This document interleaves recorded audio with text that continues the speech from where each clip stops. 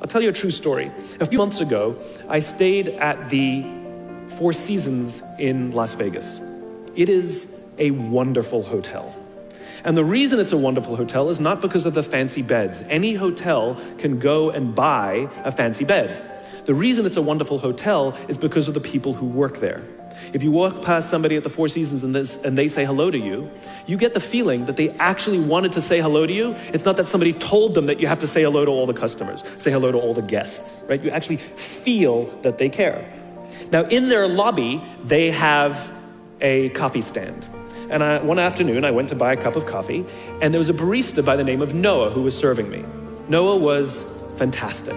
He was friendly and fun, and he was engaging with me, and I had so much fun buying a cup of coffee, I actually think I gave 100% tip, right?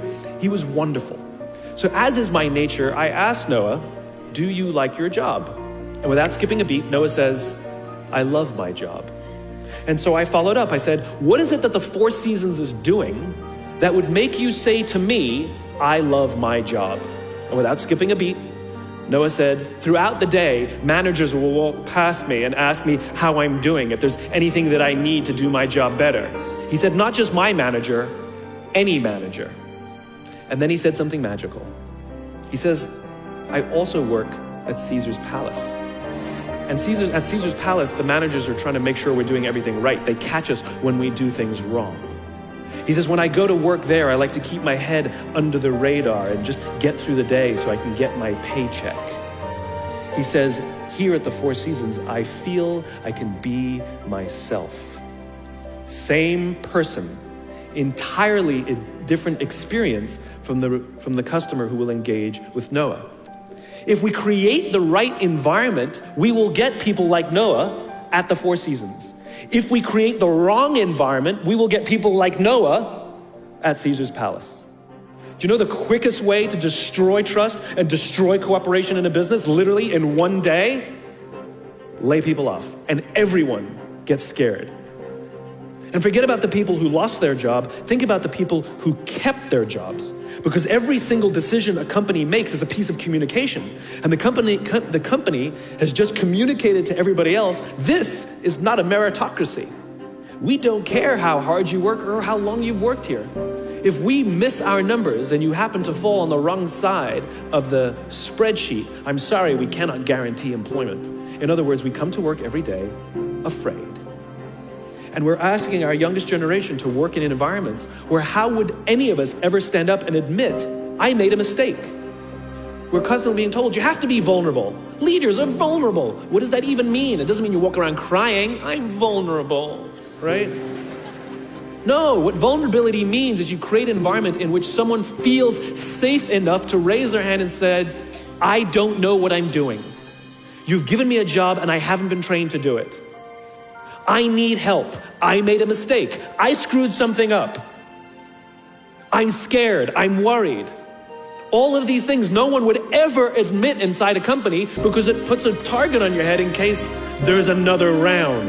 And so we keep it to ourselves. And how can a company ever do well if nobody's ever willing to admit they made a mistake, that's scared, or they don't know what they're doing? And so we've literally created cultures in which every single day everybody comes to work and lies, hides, and fakes. And we're asking our youngest generation to work and succeed and find themselves and build their confidence and overcome their addiction to technology and build strong relationships at work. We're asking them to do this, and these are the environments we've created. We keep saying to them, you're the future leaders. We're the leaders now. We're in control. What are we doing? This is what empathy means.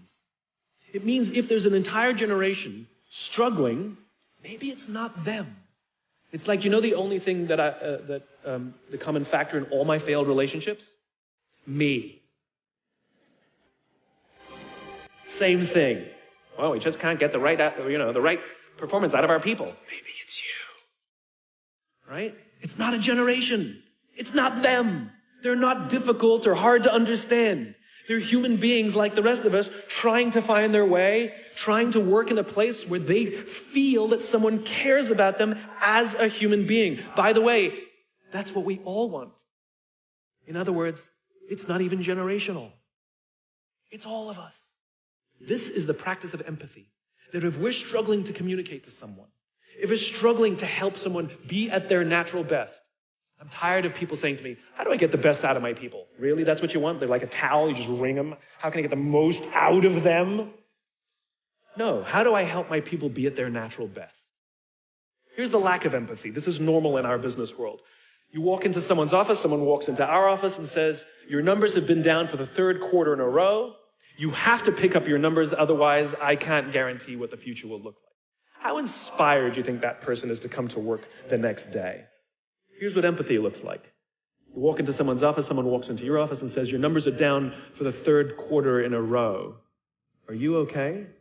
I'm worried about you. What's going on? We all have performance issues. Maybe someone's kid is sick. Maybe they're having problems in their marriage. Maybe one of their parents is dying. We don't know what's going on in their lives. And of course it will affect performance at work. Empathy is being concerned about the human being, not just their output. We have to start by practicing empathy and relate to what they may be going through. And it will profoundly change the decisions we make. It will profoundly change the way we